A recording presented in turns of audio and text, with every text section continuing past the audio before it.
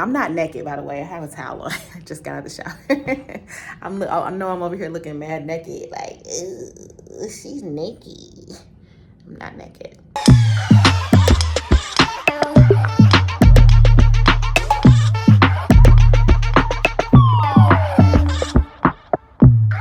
Hey y'all. So I had a TikTok that it didn't go viral, but it got a lot of traction. And it was just me talking about what it's like being an only child with deceased parents. And a lot of people were asking me questions, and there was a whole bunch of follow-up videos. And so Drea, my girl Drea on TV, she gave me the great idea that I should post all of these videos that I made on TikTok over here on YouTube, because maybe it would be helpful for somebody over here as well. So that's what today's Vlogmas is gonna be. I think it is a lot of things we don't talk about. What I'm gonna do is pop in with some more information and some more thoughts about each video after I play the TikTok that I made for y'all. So yeah, I'm gonna just pop in and pop out, and then this will be fun. Let's do it. Listen, being an only child was so lit for me. Like, I enjoyed being the only child. I got everything that I wanted. I got a car on my 16th birthday. I went to the school I wanted to go to. I traveled when I wanted to, like, because it was literally just me. But nobody talks about when your parents die, how it is literally just you.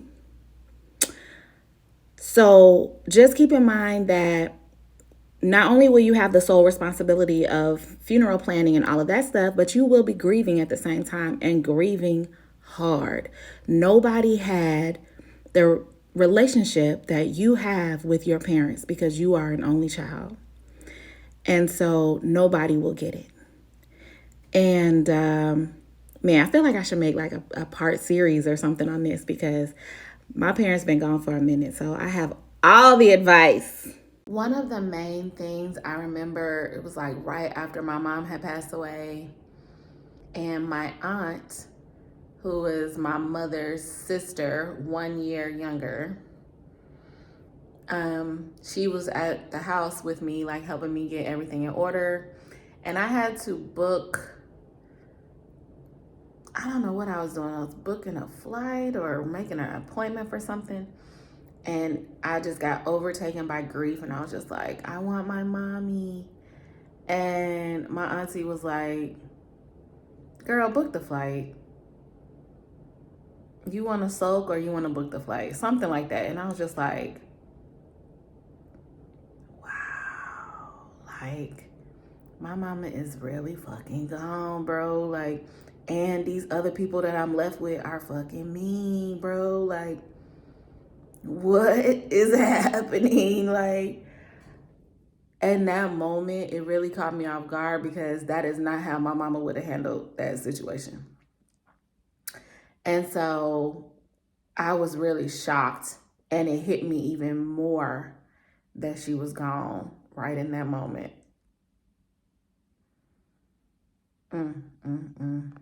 Okay, everybody said that y'all would love a series, so let's talk about some dead parents, okay? If you are a parent of an only child, this is a great question. What else can you do to help while you're still here? One thing that my mama did, she passed away unexpectedly, but she was very much organized. And so for my whole life, she always told me, if anything ever happens to me, look in this briefcase.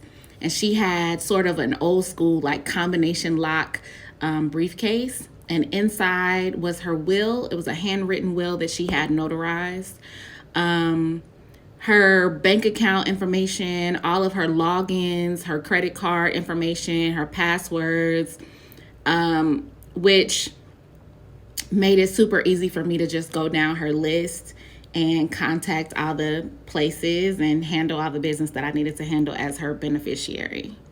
My mama did a lot of stuff right, as far as like being organized, but I still, y'all hear that? I still felt like I wasn't prepared. I still felt like I didn't know, I didn't have enough information. Doggies be barking. Yeah, I still felt like I didn't have enough information. Like, I didn't know what she would want me to do with stuff. Like, I got rid of her house in Mississippi, and I still feel a way about that because I feel like she loved that house, you know what I'm saying? And so I'm just like, should I have kept it? Should I have tried harder to keep it? Should I have just paid it off? I probably could have. Um, I just, I don't know. I was struggling making decisions. And so I kind of wish that I would have had more clarity on just what to do with regular things. Like, what do you consider an heirloom and what is just some shit that you picked up along the way? You know what I'm saying? Like, I feel like the important things that maybe were important to her that I didn't know about, I would have liked to know what was important and what wasn't. Because now everything is important to me because there was no levels to anything, any of her stuff. It was all at the same level. So it made it hard for me to like get rid of stuff. So I don't have a partner, but I have some exes. My mom passed away 12 years ago, so I've had some exes, you know, some partners in that interim, in that time frame. And one of them in particular was really good at noticing my grief patterns. Like, I didn't have to say like I'm sad today, which puts the onus or the responsibility on me. I just wanted to feel without having to explain what I was feeling. So I think a good thing is just to like recognize when your person is down and just letting them feel their feels. If they, you know, I think a lot of people just want to like force people out of grief. Like, oh, let's go to the party. Let's go to a barbecue. Like, girl, I'm sad. Leave me alone. My mama just died. What are you talking about? Barbecue. Well, the ex that I'm talking about, in that scenario, he actually had a twin brother who had passed away. His twin passed away of cancer when they were, I think, seniors in high school. So he sort of understood grief in a different way, I would say, than just a normal dude, any dude that you're talking to. And so I think that's why we have sort of an unspoken ability to get each other. And it's also, I mean, it didn't work out, but I also recognize now that it was probably a trauma bond. But, you know, be that as it may, it was still very comforting, and it felt nice to not have to explain how I'm feeling or explain my grief, because as we all know, grief comes in waves. So it's hard for people that don't understand how I could be happy one day and not happy the next day or the next minute. So it was really, really nice. It was really, really nice to not have to explain that to someone. A therapist one time tell me that people don't like to feel things. So when other people are feeling things around them, they'll do whatever they can to get you to stop feeling things so that they don't have to feel things. So I understand why people, you know, try to, you know, say, hey, let's go here, let's go there, and, you know, try to, I guess, fun time you out of your grief. But that doesn't work for me. I don't know, it might work for other people. I could have a fun time and then come right back home and be in a puddle on the floor. So I don't think it helps. And also, over the years, I've found out that like I've just gotten to the point where I can spend time with other people's families without feeling terrible. Like right now, I'm in Mississippi and I'm gonna be spending Christmas with my best friend's family.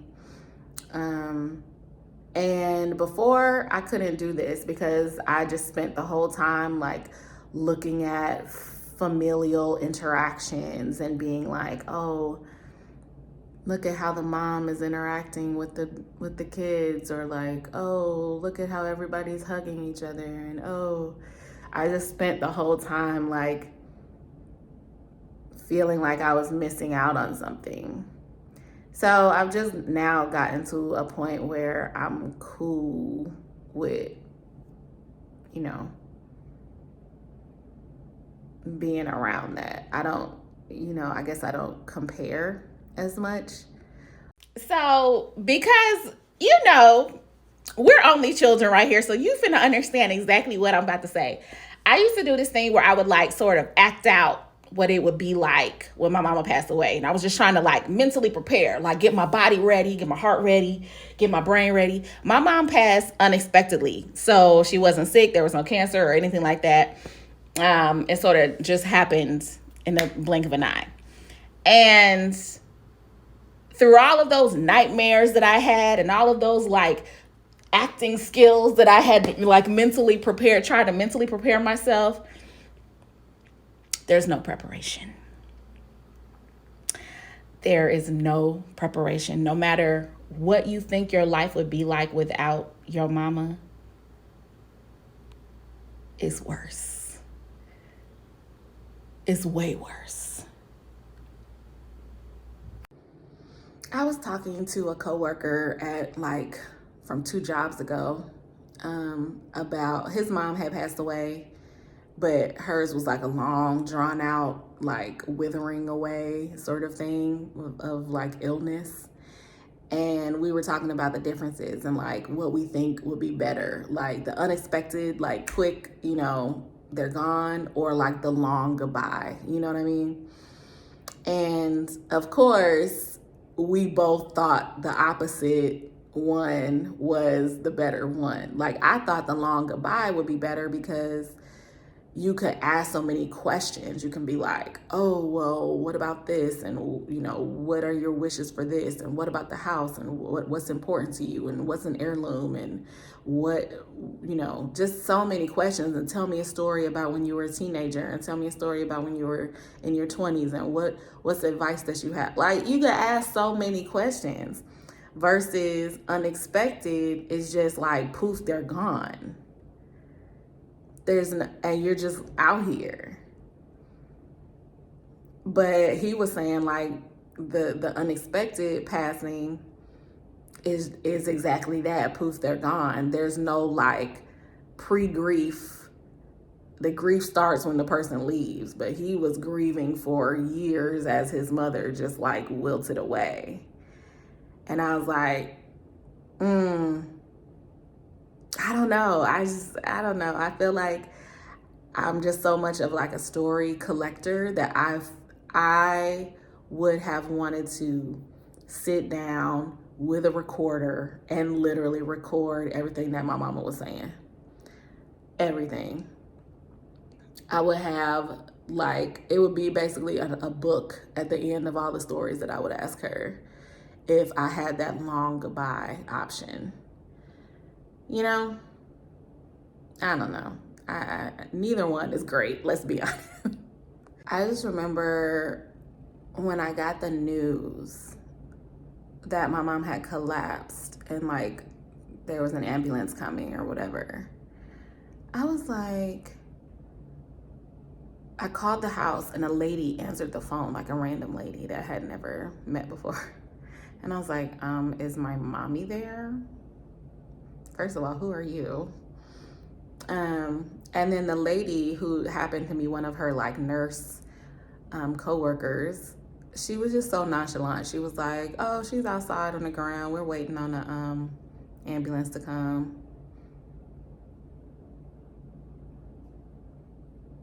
You say, what now? Who, what? And I just remember getting off the phone with her, and I just kept repeating, like, I'm not ready. I'm not ready. This is too soon. I'm not ready. I'm not ready. Because even though my mom passed 2 weeks after I turned 30, I did not feel like a fully grown adult. Like, I was still broke. I was living in New York. I had just started my career in advertising.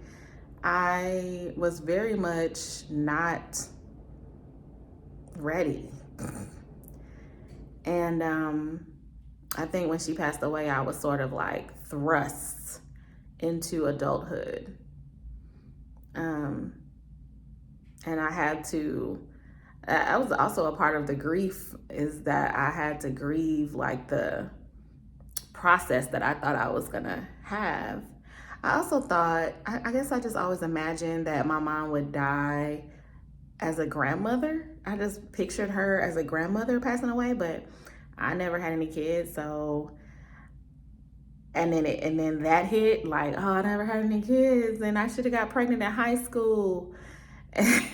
You know, all this stuff. It's just,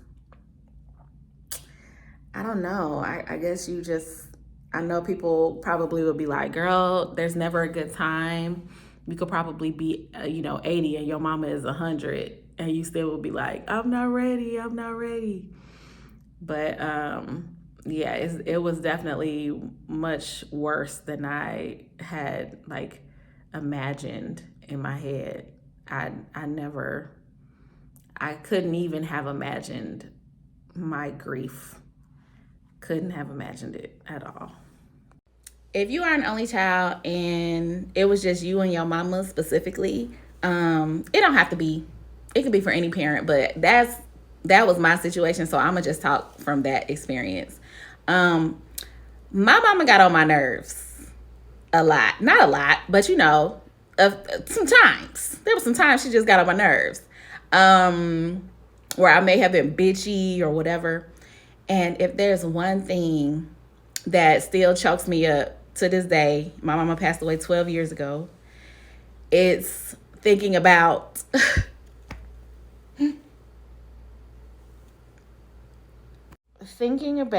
all the times when I was bratty, when I didn't need to be a brat. Those times are going to stick with you. So if your parents are still alive right now, check yourself, because those times are going to stick with you. Man, this one sucks for real. Like, this is one thing that I feel like people really don't talk about a lot, is when your parent passes away. Like, I couldn't even remember a lot, but what I could remember was all of the times when I was terrible.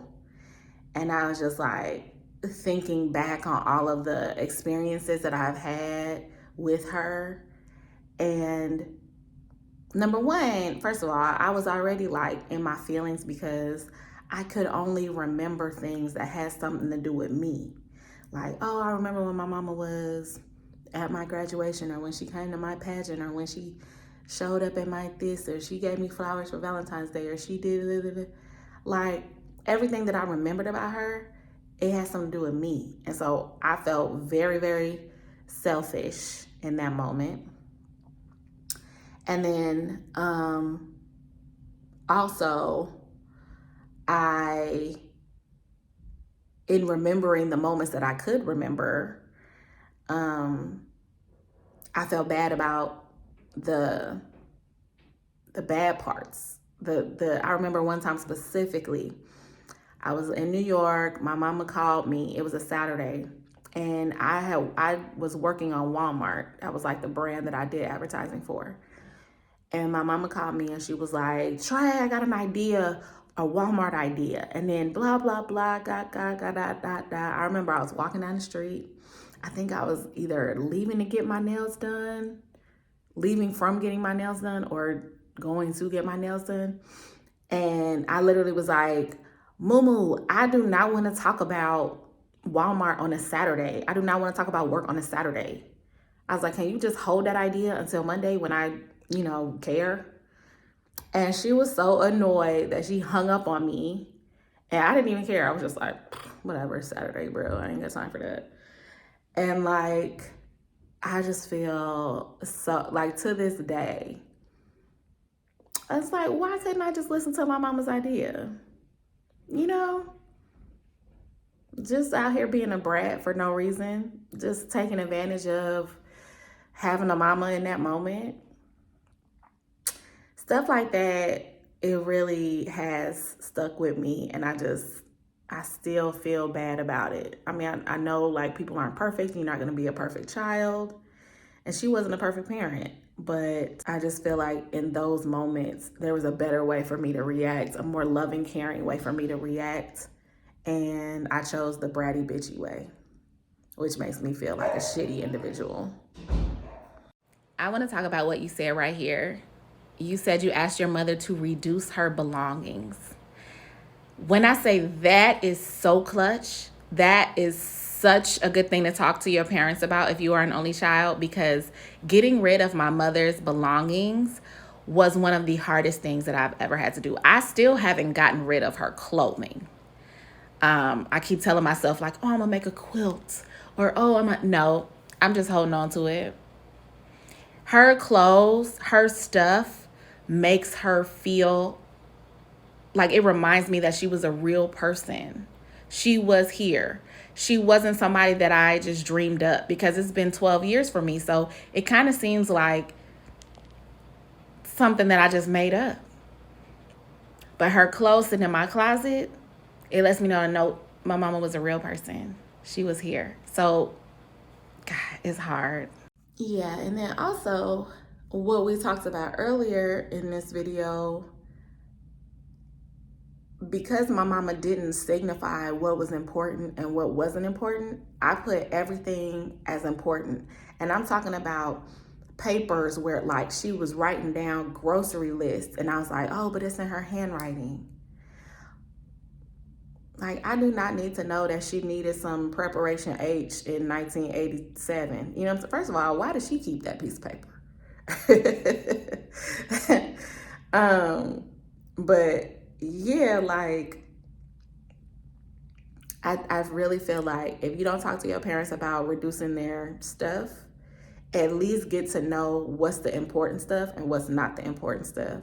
That way you don't feel any type of way about getting rid of stuff, about donating stuff, because you know what you consider to be the heirlooms, what you consider to be her favorites, or their favorites, or the important things.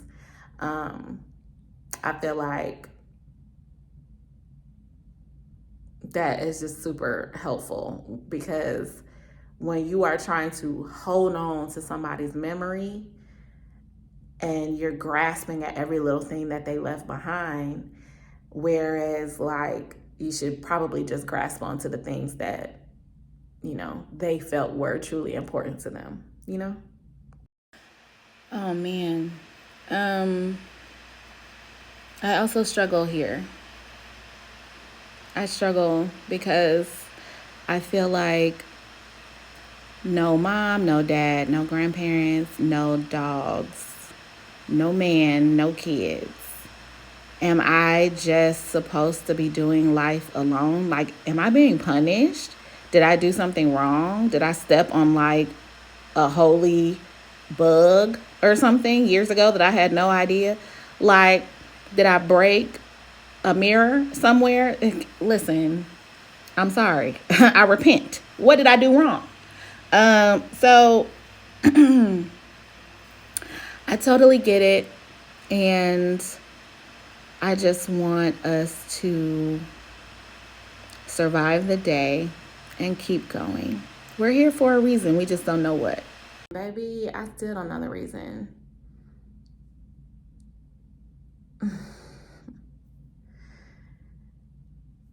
And when I think about what the reason could be, I'm like, I hope that ain't the reason. Because that's shitty. Because I kind of think that the reason could be like that I have the ability to like make other people laugh. But I don't give a fuck about that. Like, I don't think that that's a good reason for me to be here. There's so many other people that can make y'all laugh. Like, so my purpose, my whole purpose is to entertain other people. Get somebody else to do it.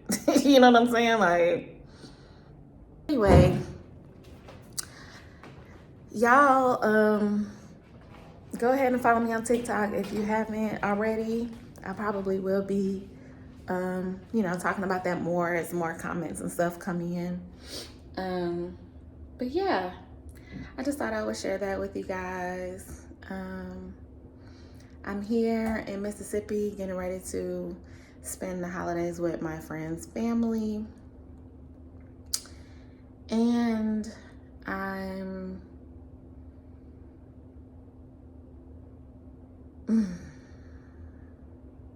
just trying to make it through.